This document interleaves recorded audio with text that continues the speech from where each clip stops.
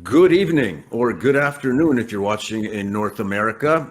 My name is Mike Krupa, and I would like to welcome everybody on this week's Heretics edition of the Votum TV podcast. And today we have the honor to have two very special guests. A few days ago, I wouldn't believe that we'd be meeting in this in a group such as this of esteemed American thinkers, strategists, and diplomats.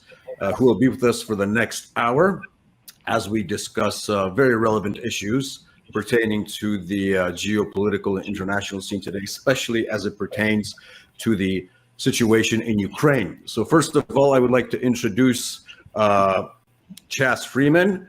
He is a former U.S. Assistant Secretary of Defense and former United States Ambassador to Saudi Arabia.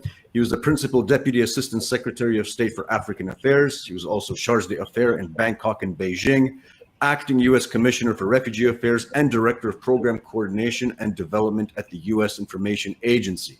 He was also the principal American interpreter during the late President Nixon's 1972 opening of U.S. relations with China. And Ambassador Freeman, in that light, I brought my special mug just for the occasion, my Nixon Now cup, so I hope it'll help us in our realist discussion this evening.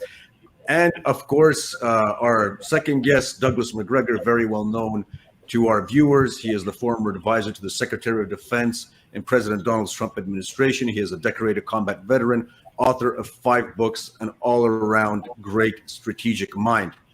Gentlemen, we were supposed to be joined this evening by editor-in-chief of Do Rzeczy, that is a center-right conservative weekly here in Poland. Unfortunately, due to unforeseen circumstances, Paweł Lysicki has said he cannot join us this evening, but he does send his regards and promises that he will try and update his knowledge of the current situation in Ukraine by watching this stream.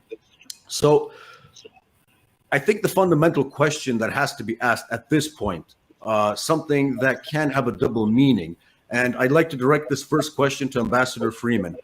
Was this war avoidable, and was this war unprovoked, as we are used to hearing? Ambassador Freeman, take it away. The war is certainly unnecessary. It was provoked. It is brutal. It is illegitimate. And it has turned into a war of attrition, which at the moment nobody seems to have any great interest in ending. So it is a tragedy for Europe, and it is having huge effects on the global order, most of which are deleterious.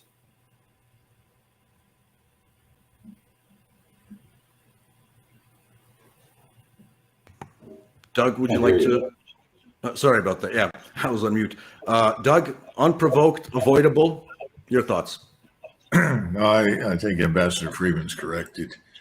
This was eminently avoidable, but as I'm sure Ambassador Freeman can tell you in greater detail than I, we have a very bad habit of ignoring everyone's interests but our own, and we're not really sure what they are, and so we unfortunately consign responsibility for defining our interests to a small number of people in Washington. And that's what's happened in this particular case. No one in the United States was particularly interested in going to war with anyone, certainly not in backing a war against Russia. But we really didn't give Putin and frankly, his government much choice in the matter. Your viewers are certainly aware of the 14,000 people who died in the intervening 8 years before this intervention by the Russians began. Most of those were people living in Donetsk and Luhansk and the breakaway republics, as they're called, and they were Russians. In addition to that, you had Russian citizens that were second-class citizens inside Ukraine, and they were being subject to this evil behavior of, we used to call it under the Tsar's Russification, now we call it Ukrainianization. This sort of thing had no future. Putin signed the Minsk agreements, and he was encouraged to believe that the Western powers would exert pressure on the Ukrainians to live up to their end of the bargain. All of that failed. We can go much further back. And of course, the largest issue for the Russians, they're certainly concerned about their citizens, was the emergence of this very large, extremely well-equipped, well-trained, powerful Ukrainian army, whose only rationale for existence was to first smash its way into the so-called breakaway republics and eventually reconquer Crimea. Those things are well known. And in fact, the Russians captured plans to that effect as they advanced into eastern Ukraine. It's tragic, but under those circumstances, if we faced something similar in Mexico, I think that we would have behaved very similarly to the Russians. Probably we would have been much harsher and exercised far less discretion with regard to the use of military power, which is our history. So all in all, it was avoidable. All we had to do was stand up and say, Russia has legitimate security interests in eastern Ukraine. All we had to do was tell Ukraine, its government, we will not support you until you guarantee equal rights for all your citizens before the law. These are not hard things to do, and the State Department likes to blow its horn about its advocacy for human rights. Well, there was an opportunity in Ukraine, and they ignored it completely. So the bottom line is, yes, it was avoidable. Yes, it's a tragedy. And I wish we didn't have it, but we've got it now. And I think it's going to get a lot worse, a lot quicker than people realize. I want to go back to the few weeks before February 24th, 2022, i.e. in December 2021. We remember that the Russians put out two treaties, draft treaties, one to NATO and one to the United States. Now, I have to tell you, in Eastern Europe, in Poland, the mainstream media, our political elites, everybody interpreted those propositions coming from the Kremlin, which I remember seeing the then United States ambassador coming to the foreign ministry to pick up the draft treaties, to have a look at them. It seems that they were interpreted as unrealistic, although the Russians later claimed that the American response was much more professional than the NATO response. The NATO response was basically apparently very childish. I've seen both responses, and I can testify, I'm pretty sure you gentlemen have seen them also, that the American response was much more mature in its tone, although very unconciliatory in many ways. However, Ambassador Freeman, what's your take on the realism of what the Russians were proposing? Were those positions so unrealistic that we had to go to war in order to show the Russians who's boss? What do you think? Well, they were in an opening position in a proposed negotiation. Nobody starts a negotiation by coming to their bottom line.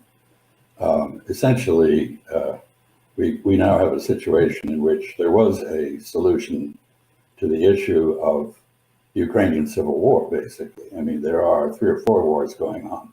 One is among Western Ukrainian-speaking Ukrainians and Russian-speaking Ukrainians in the East. Another is between the government in Kyiv and the government of Russia. Yet another is between the United States and Russia. And a fourth is perhaps NATO and Russia. So these are 4 different wars. The Russian proposals, which build on Minsk, the Minsk agreements, which were a proposal to keep the rest of so-called People's Republics in the East within Ukraine and preserve Ukrainian sovereignty and territorial integrity, although with a federal structure that would allow Russian speakers to use their own language and educate their children in it, in their part of the country. This was, of course, we now know, put forward insincerely by the Germans and the French who negotiated it. So essentially, the United States, stiff-armed, refused a request for a negotiation. And that's the bottom line. Whether the proposal was, quote, realistic or not is beside the point. It was a proposal to talk, and we essentially refused to talk about the European security architecture. Let me make a point about that. I was the person who pieced together various parts of suggestions and ideas from others to put together the idea of the Partnership for Peace within NATO. That was 2 things. First, it was a path to NATO membership that asked those who wish to join NATO to develop the capability to contribute security rather than just consume it. In other words, to master the 3,000 or some portion of the 3,000 STANAGs, as they're called, the standardization agreements, for operational doctrine within NATO so as to become interoperable with other Europeans. And it also asked that those who aspired to membership in NATO conform to European norms of democratic oversight of defense budgets, transparency in their development, and the replacement of the Soviet-style military defense ministers with civilian defense ministers drawn from elections. So this was the proposal. It was a proposal for NATO membership process, but it was also a proposal for a cooperative security system in Europe. Part of it involved the US NATO Council, which was to give the Russians a role in Europe and to avoid the mistake that Europeans and Americans made after World War I, when instead of following the example of the Congress of Vienna and creating a concert of Europe, we excluded two of the great powers of Europe from any role in its management, Germany and Russia, with disastrous results in World War II. Just one last observation. Doug Macgregor mentioned that and said, and I agree with him, that if anything similar to what we were doing in Ukraine had appeared in Mexico, we would have acted. Actually, we did do that. Most people forget that in the American Civil War, the French took advantage of our internal squabbles to install the Emperor Maximilian in Mexico, of which the only legacy of that is so-called mariachi music, mariachi being the Mexican Spanish pronunciation of mariage, or marriage in French. In any event, the minute our Civil War was over, we massed 40,000 troops on the Mexican border and informed the French that if they didn't leave, we would come after them. The French are smart, and they left, leaving Maximilian to his fate. A couple of years later, Benito Juarez, the great Mexican liberal, executed him with a firing squad. I don't think it's difficult to understand the concerns of the Russians about the placement on their borders and within their traditional cultural area of what is essentially a hostile force. And I think I agree with Doug Macgregor. They basically were left with little choice to react. I think they reacted stupidly and did something that was illegal under international law, and that they could have had alternatives. But they made the decisions they did, and we have to live with the results. Doug, it seems that, and Ambassador Freeman alluded to this, the security zone, the proximity of foreign forces to your borders, to your country. There seems to be this persuasion among Western elites that Russia, because of its imperial past, is not entitled to a security zone. Russia cannot have a sphere of influence. That is something that is only reserved to Western powers, and especially the United States of America. What's your assessment of this type of thinking, which denies Russia, the basic tenet of any rational foreign and security policy? Well, first I have to agree with Ambassador Freeman and point out that my Austrian friends are still saddened in disappointment by Maximilian's failure. They thought that they were going to annex Mexico, which would have been a wonderful opportunity for the Austrians, because they probably all would have migrated there in time and there wouldn't be anybody left in Austria. But that's another story. Doug, instead of drugs, you'd be having more Wiener Schnitzel, That's right. Now, all kidding aside, I don't think it's a question necessarily of a zone. The real question is, why have we taken this position that Russia is an existential threat to Europe or the United States? I mean, quite frankly, anybody who makes that assertion, it's evidence-free. If you go back and look at February, the first few days of the intervention, then look at what happens from March until about July or August. The Russians sent in very few forces.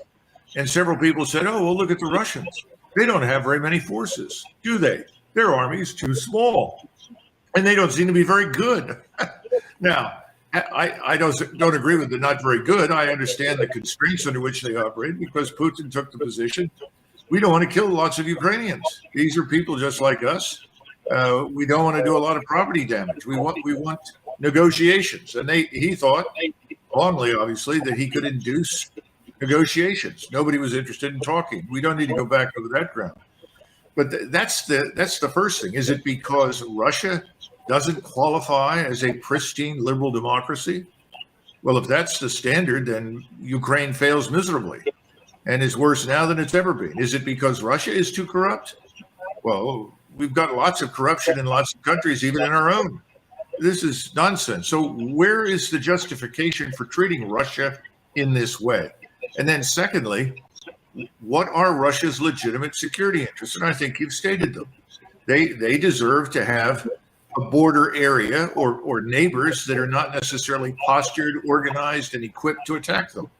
That's not unreasonable. And the funny thing is, when all of this began, my friends that I served with at NATO all took the position that neutrality for Ukraine was a gift to the Russians and to Europe.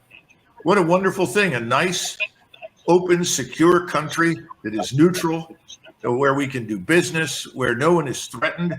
The Russians feel safe from us. We feel safe from the Russians. What's the problem? But we know that was rejected out of hand. And as the ambassador pointed out, there has been no diplomacy. Whatever the Russians have said, we've dismissed out of hand. When anyone in their right mind would have taken whatever offer was there and said, thank you very much. On closer inspection, we see some good things. We need time to study it. In the meantime, while we study this, we'd also like to arrange talks. And then you do your horse trading or your discussion privately. There's too much public diplomacy because every congressman, every president wants to stand there, hurl abuse at the foreign enemy or alleged enemy, and somehow or another think he's going to endear himself to the American public. And here's the news. Most Americans could care less what happens in Ukraine. That's the sad truth.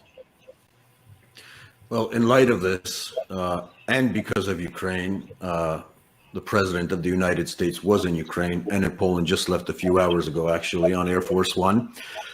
I want to touch upon my country, Poland's role in this entire conflagration, which has been very important because during the last 48 hours, we've been hearing a lot of commentary coming from people who are very critical, by myself being one of them, of the current government's position that Poland is becoming the second proxy vis-a-vis the war in Ukraine, in the sense that whereas the main thrust of the proxy war, which has been acknowledged by all the major players that it is a proxy war, is Ukraine, that Poland is lining up to be proxy number two.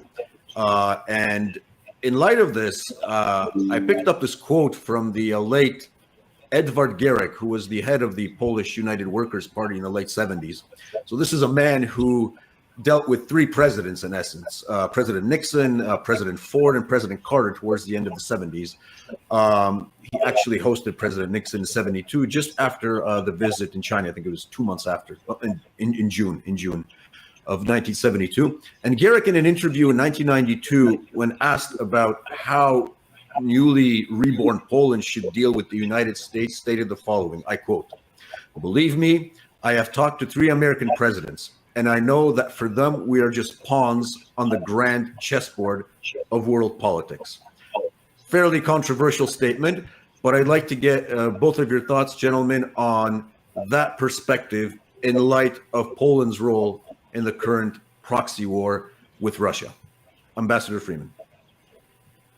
Well, certainly if the war spills out over the Ukrainian borders, Poland is the most likely place for it to spill out.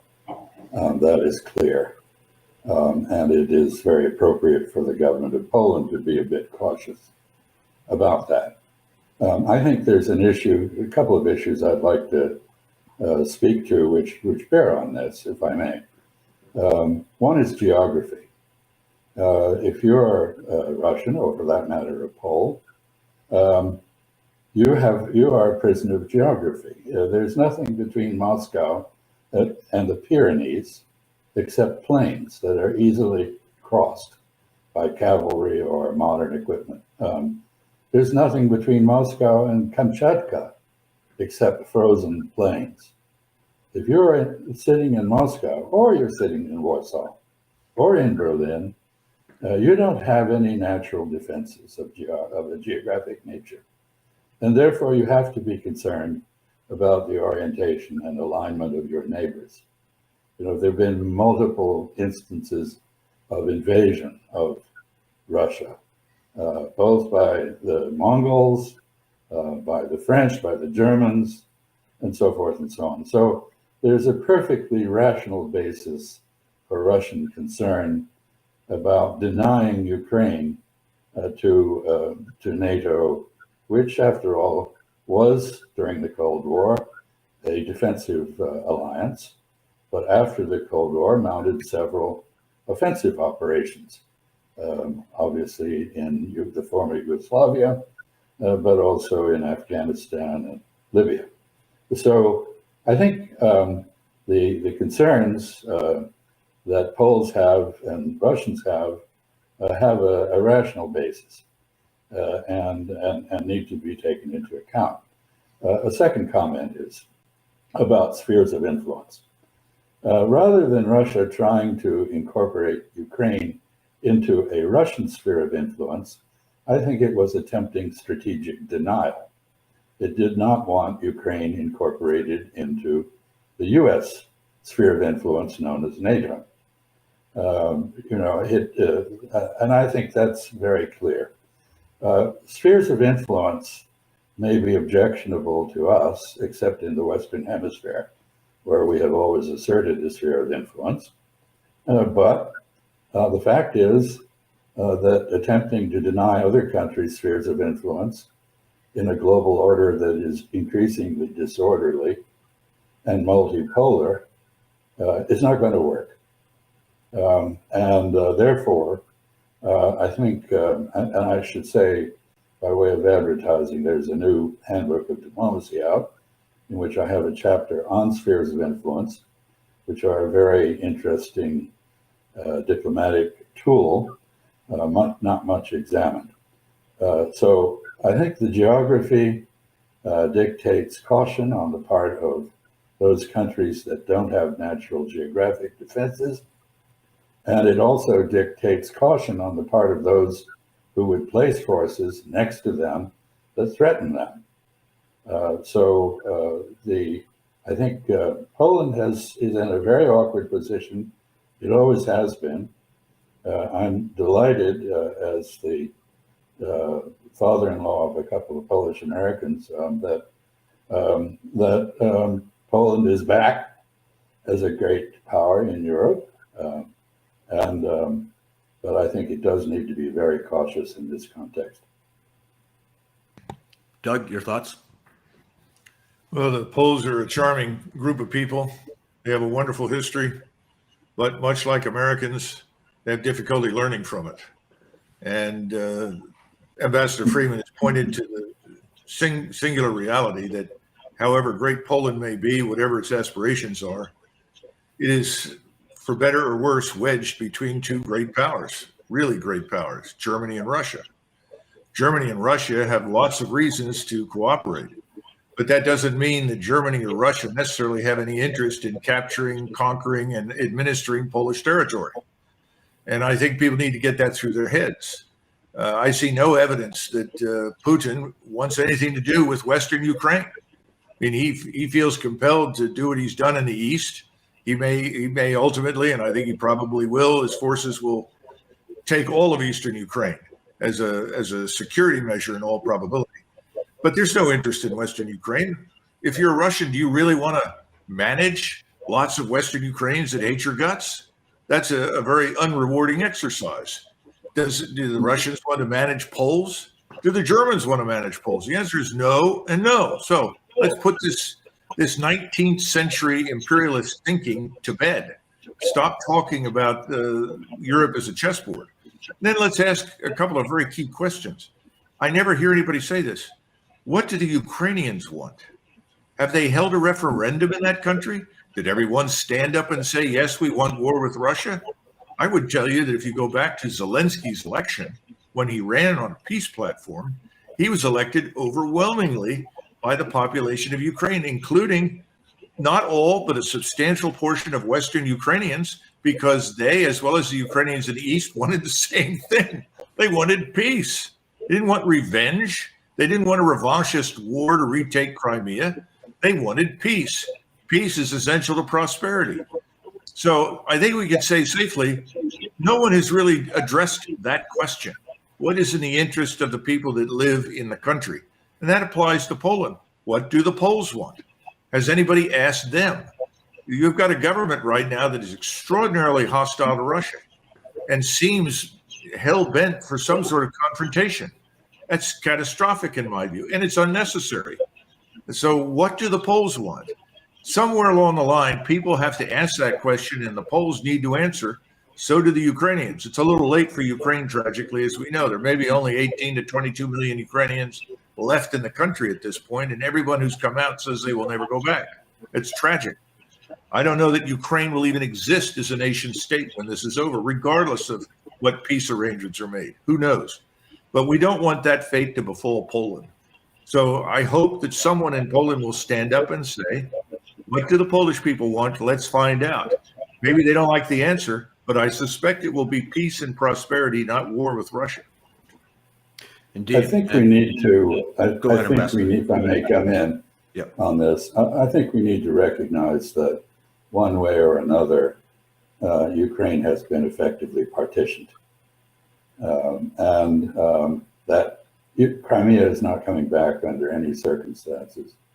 And the Donbass is also, I think, lost to Ukraine. But we have to ask ourselves a couple of questions. What will be left of Ukraine? Will it be viable?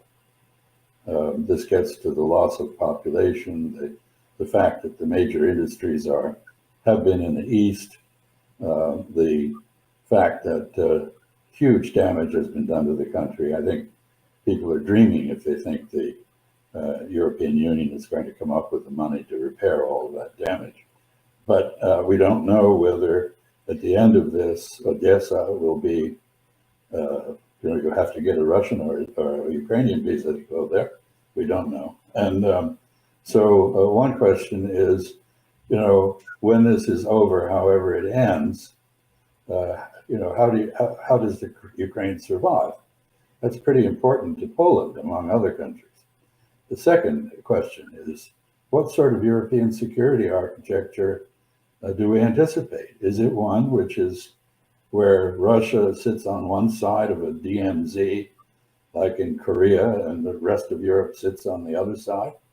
Or is it something like what we envisaged in the Partnership for Peace, where, by the way, the working assumption was that the Ukrainians would be too smart to want to join NATO, because that would be such a provocation to Russia that it would have dire consequences. But that they would want to become militarily interoperable with NATO through the Partnership for Peace in case of some contingency. Everybody saw Ukraine as a buffer and a bridge between Russia and the rest of Europe. And the fact that it chose a different course with under urging from successive American presidents is tragic. Joe Biden, who just visited Warsaw right before this war, said, I don't do red lines. I don't respect anybody's red lines. Well, that is pretty foolish. And we've seen the result of that. We now have people in our government, Victoria Nuland, for example, saying that the war must go on until Ukraine recovers Crimea. Well, when pigs fly, that will happen. Just in line of those observations, I think in terms of the Polish government, the problem is the uncompromising view in a way is Victoria Nuland on steroids in a sense, because the message coming from both the presidential palace and the government and the prime minister is that Russia has to be completely defeated, an uncompromising total defeat. And the way they're framing the situation is that if Russia is not defeated, that would mean the end of European civilization, the end of the liberal West, and so on and so on. How they arrive at that conclusion is anyone's guess, but these are things not even, Jake Sullivan, Anthony Blinken, Toria Nuland are saying. And in essence, these are the people that Poland is hinging our foreign policy directives on. I mean, those three people, basically, unless we, believe in the fact, or non-fact rather, that President Biden has a firm hold on his foreign policy and his foreign policy team. So the sort of the strategic implications of what's been going on since February 2022 is the Americans say one thing and the Poles take it to the next level in a way. So we're sort of like the Rottweiler, the American Rottweiler here in Eastern Europe, being pulled back sometimes by the Americans, as was the case in the first couple of weeks when we proposed to give those MiG-29s to Ukraine. But, Anthony Blinken even stepped in and said, wait, that's going a little bit too far. We don't want World War III here. Now they're openly talking about it. So I don't know whether we're having an influence, but it's definitely a negative influence, or the tendency is such that, you radicalize over time. But in light of the speech that President Biden delivered last night in Poland, he continues to mention the world. The world is united against this aggression. Now, obviously, he seems to forget that the world also includes China, the Middle East, India. Ambassador Freeman, I'd like to pose this question again to you. China and the Middle East have been positioning themselves, or there's this expectation that they might be mediators in a peace proposal. Anthony Blinken was in Egypt a few weeks ago. They discussed the potential for restarting nuclear arms agreements with the Russians. We have the Russian response already. Actually, we got one yesterday. President Putin has suspended Russian participation in the START treaty. What do you think the Middle East countries and China can bring to the negotiating table and potentially resolving this war as soon as possible? India, China, Brazil, other countries in Africa and Latin America, and the Arabs all want a multipolar world order. If Russia is humiliated and weakened, that order will not happen. What we will have is some sort of quasi-bipolar order between China and the United States. Nobody wants that.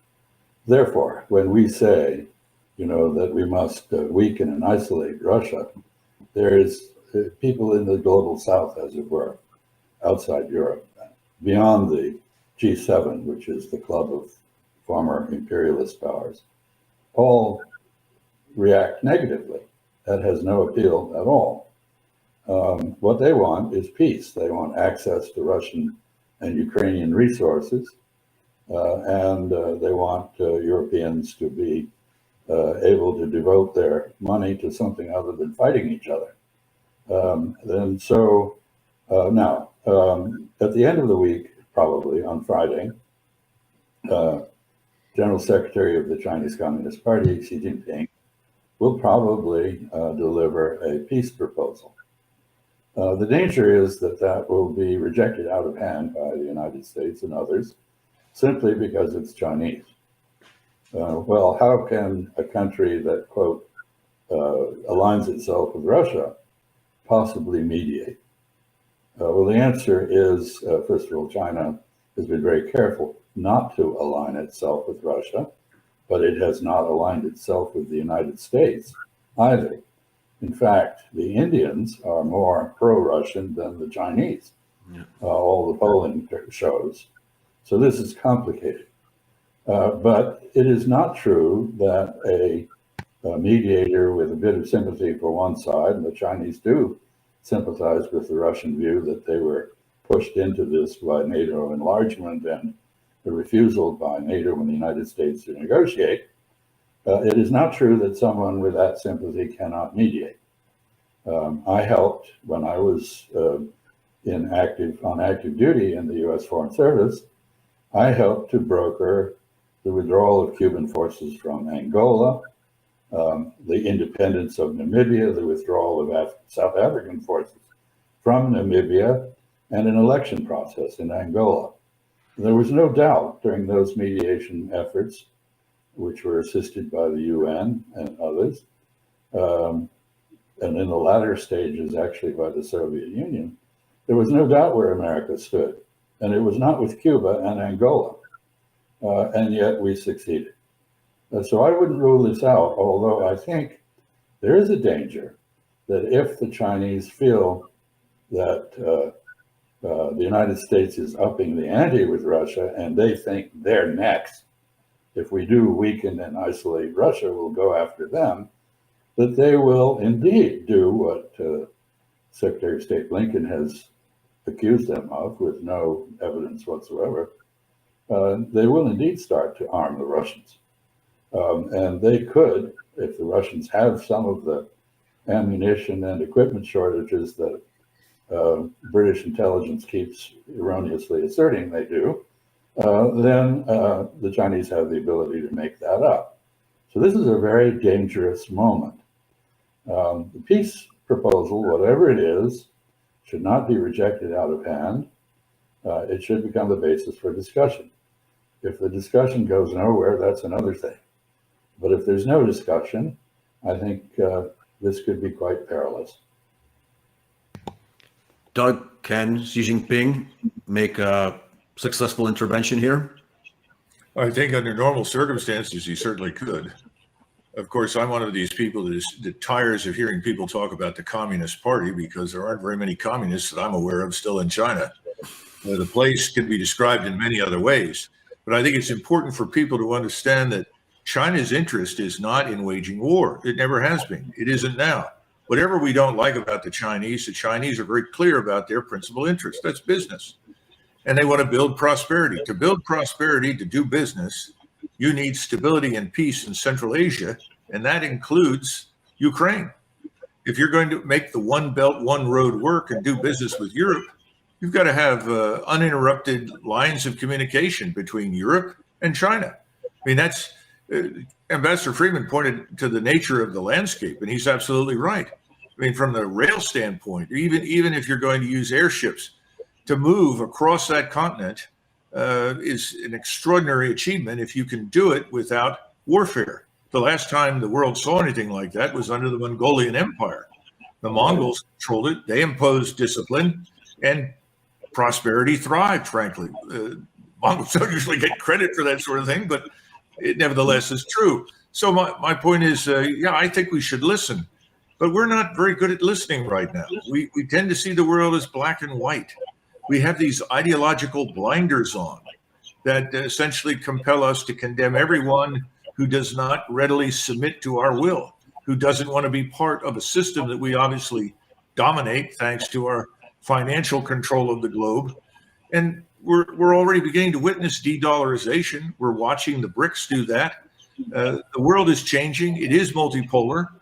We seem to want to freeze this. In contrast to Ambassador Freeman, I'm afraid a lot of people in Washington would welcome the DMZ outcome because that would justify policies and expenditures and behavior that are completely unnecessary under normal circumstances. So if you turn around and say, well, there's no reason to go to war, you're going to make a lot of people very unhappy in the United States. And the other thing is, on this war topic, it seems to me that a lot of people in Europe now, as well as in the United States, have lost any sort of understanding of what the word means. They think it's something that happens on somebody else's soil, that nothing will touch them. That's not true. And they don't understand the Russian capacity to escalate horizontally. But again, we have to get people back to diplomacy. That means mutual respect, honoring interests. If you can honor other people's strategic interests, respect them, work towards mutual prosperity, then you get treaties, then you get trade arrangements, you get peace. We're nowhere near that at this point. And I don't think we're going to get there with leadership. Doug Macgregor sounds very European to me. Americans have a way of war in which we demand unconditional surrender by the enemy and then propose to engage in the enemy's moral reconstruction. This was the pattern in our Civil War. It was what we tried to do in World War I. It was what we did in World War II. And it was arguably what we did during the Cold War. But most wars end in a negotiation in which whatever's been achieved on the battlefield is reconciled between the two parties. And I think Doug is absolutely right. We don't understand that adequately. Nobody has put forward clear war termination strategy. Nobody's even talking about it. It's, we got to go until President Zelensky can swim on the beaches in the Crimea again, as he said he would. We need to, I agree, we need to listen, we need to think, we need to understand that war creates realities that then require acknowledgement rather than rejection. So we need to be setting the basis for a negotiated resolution of this, with which everybody's going to be unhappy, because nobody's going to get everything they want or even very much of it. But if the war goes on indefinitely, go back to Doug Macgregor's mention about transport across Eurasia, Poland is isolated. That DMZ, if that's what happens, is going to represent a perpetual threat to Poland. So what is now a historical memory of threat could become real again. And I think that would be catastrophic for Europe, for the world. And we ought to be thinking more broadly about how to end this war so that isn't what happens. That is Can I say one thing? Go ahead, Doug. In connection with that, the Europeans who have become accustomed to working with us and for us and aligning themselves with us have to take a very hard look at this business. The United States is in a position from which it cannot easily retreat. As the ambassador pointed out earlier, our presidents and the leaders here have made, in my judgment, a lot of outrageous demands and comments. They have insisted on conditions that will never be met. That puts us in a position where how could we possibly reach out to the Russians and lead talks and reach any sort of amicable solution? The Europeans can do that. They may have to change some of their leaders that they've currently got, but it's time for the Europeans, especially the Germans and the French. They're not the only ones. I hope people in Poland will start to think about this. Certainly the Swedes and the Danes are beginning to think about it. The Italians have, and the Austrians must. Everyone needs to think about their interests as Europeans. What is in the interest of the European peoples? It certainly isn't an endless war. It is not some sort of arrangement that transforms Russia into the permanent enemy of, quote unquote, the West. Far from it. In fact, we would like to do business with the West. That's my impression of most Europeans. So we've got to get this thing over with. They're going to have to take this whole business and run it. They're going to have to stand up and say, thank you very much, Washington. We appreciate your interests, but those are not our interests. Our interests are in peace, and we're willing to sit down and hammer out a solution. Now, we're a ways from that, but I wonder, once eastern Ukraine is completely under Russian control, if that's not going to sober people up. And if it doesn't, I imagine Russian forces approaching the outskirts of Lviv will, because let's be very clear. The Russians regard what happens in Ukraine as an existential matter for them. They're not going to stop halfway and say, fine, that's it. That's all we need today. We're going home. They're going to insist that the threat in Ukraine be removed. That can be removed very easily. That it is not the Ukrainian people. And this regime in Kiev is not necessarily representative of what Ukrainians everywhere want. So I think it can be done. The Poles have a role to play in that, but not as our proxy. They have to play a Polish role within the broader European framework. Let me follow up. Go ahead, Ambassador. We're talking to each other too much, probably, but No, that's And perfect. I don't want to That's the way I wanted I this don't to want go. to Go ahead. I don't want to keep picking on Austria and, Wiener Schnitzel with tacos and so forth. But I do think the Austrian State Treaty of 1955 stands out as a viable solution for Ukraine. It was always there. At the very height of the Cold War, the Soviet Union, the United States, the British and French removed their forces from Austria, and Austria agreed to be neutral and stay neutral, and not to join any alliance. And if we were able to do this at the height of the hysteria of the Cold War, why can't we do it now? The answer, I think, lies in what Doug was talking about, namely poor leadership, misguided people, people with hubris who imagine they can have their way regardless of what the other parties think. And I agree with him that the solution to this essentially European problem must be worked out primarily by Europeans. I hope my country, the United States, will support that effort, but I'm not at all confident we will, given where attitudes are at the moment. I'm going to throw this thought out there, gentlemen, because you've provoked this line of thinking. But if the Europeans were to reassert what sometimes Emmanuel Macron alluded to, and even at the Munich Security Conference, of all places, about European strategic autonomy, which basically other people interpret as bye-bye NATO. If the Europeans were to reassert themselves, at least the major European players, so Germany and France and possibly Italy, Orban is already doing this in a way, but wouldn't this strategic autonomy and moving to reassert European independence mean that it's the Austrians calling, I think. I think so, to protest, Yeah. yes. Would not this mean the dismantling of NATO immediately or over time?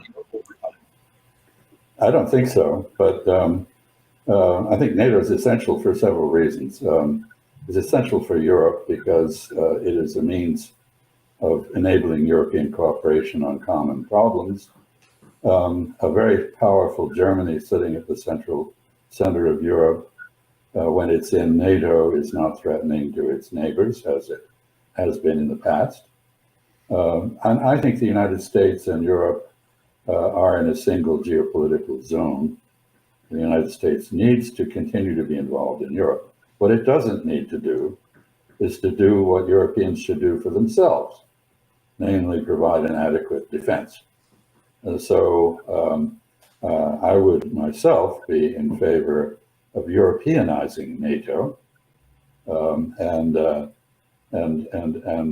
moving the United States to the background, because as an American, I think I look at the 20th century and I see Europeans dragging us into wars on several occasions: World War I, World War II, the Cold War, if you will.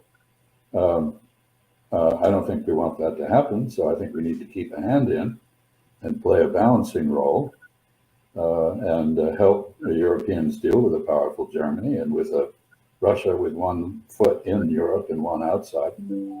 So I think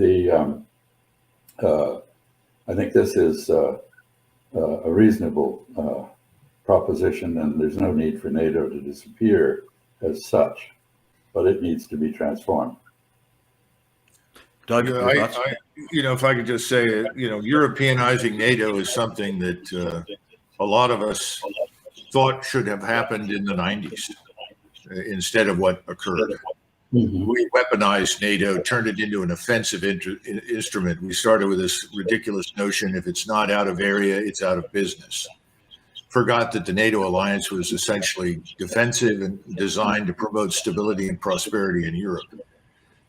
Instead, we did all of the wrong things. Now, my concern is that as this war drags on, it will become tougher to do that because more and more Europeans are going to look not only at each other, but at Washington and say, we don't want what you're doing to us. I mean, if they see the Russians cross the Dnieper and begin to move west, I think the Europeans are going to look at that and say, this would never have happened had Washington been willing to talk to Moscow. So then the question is, if Washington won't do it, we have to do it. And if we do it, do we really need Washington? See, at this point, I think there's still a chance for what Ambassador Freeman said. But the longer this goes on, the less likely that outcome is. Because let's face it, we have very severe problems here in the United States that we have essentially ignored for decades. These proverbial chickens are coming home to roost. It's not going to be easy getting out of the mess we're in. And a lot of Americans are going to say, well, listen, we've had it with this. We've got to fix our own borders. We've got to fix our own society. We've got to protect ourselves. So I see forces moving against what Ambassador Freeman describes, which is, in my judgment, the desirable outcome. But if this does not stop soon and it drags on, then I think we're out of business, frankly. The status quo is gone. I think one of the issues that fits perfectly with what was just said is that bombshell report by Cy Hirsch from a few days back.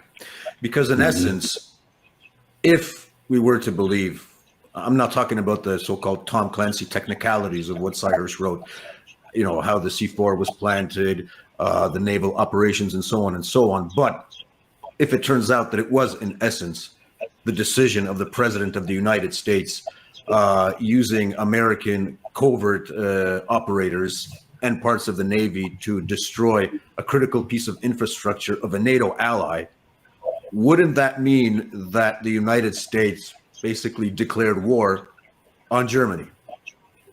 Ambassador Freeman.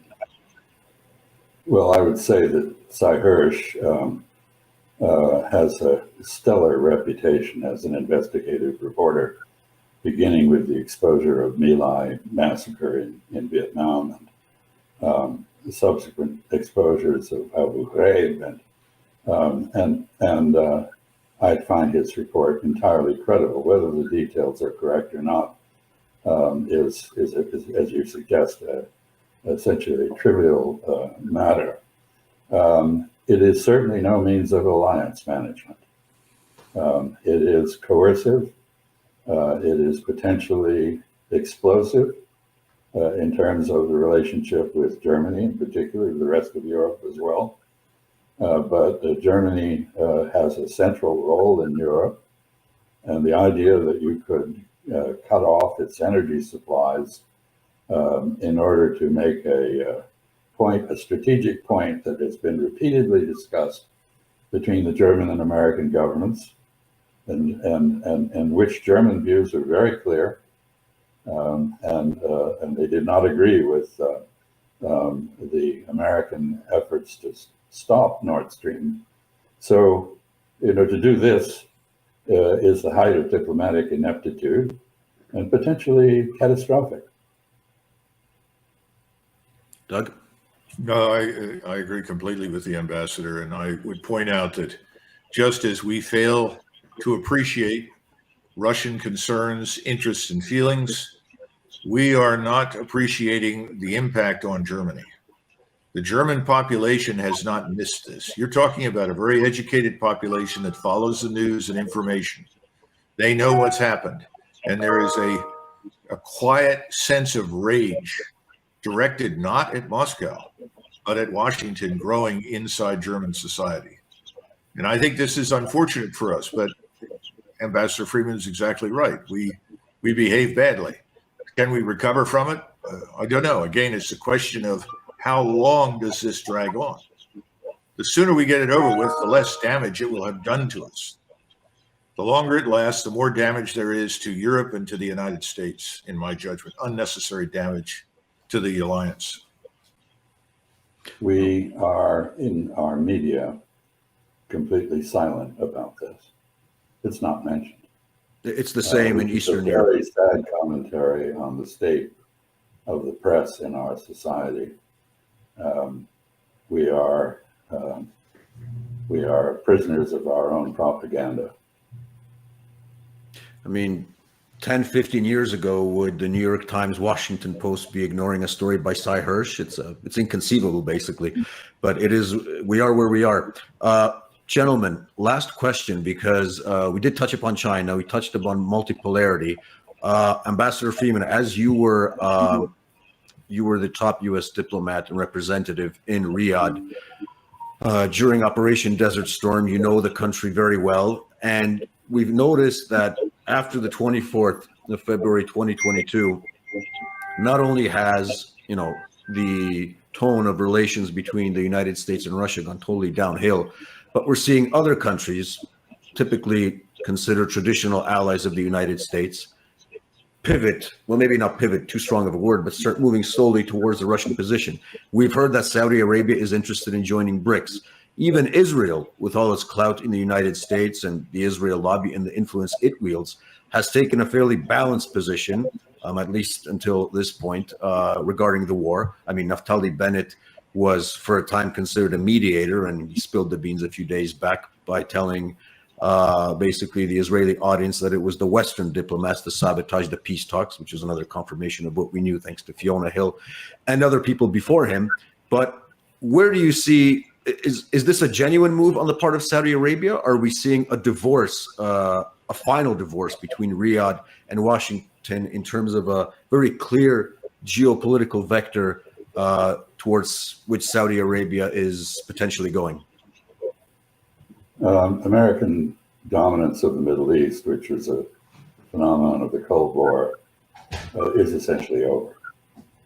Israel, Saudi Arabia, the UAE, Egypt, other countries now act on their own interests as they see them, without checking first with the United States, and they don't defer to our requests. If you want an example of that, you can look at the Israeli reaction to our criticism of their settlement expansion, which is to, blow us a raspberry. You can look at the Saudi response to President Biden's request to do something to lower the price of gas at the pump before the midterm elections. And the fact that he actually had to go to Riyadh to ask for, with gas can in hand, to ask for relief and got none, tells you something. What I see happening in the world at large is the end of the 500-year-long European-American hegemony and the emergence of independent centers of power that act on their own interests, often without any regard for ours as we define them. And I think one of the problems we have is that we apparently continue to assume that we have the unbridled sway and the followership that we did during the Cold War.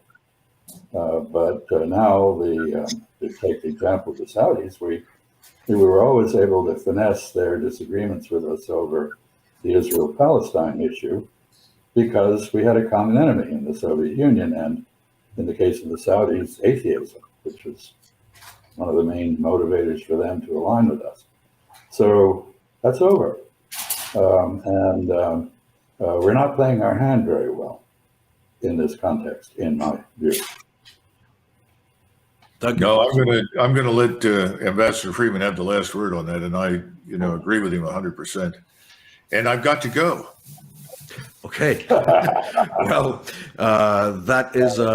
there's a good ending, so to say, a very diplomatic ending. But yeah, we were planning this for about an hour, and I think we did good.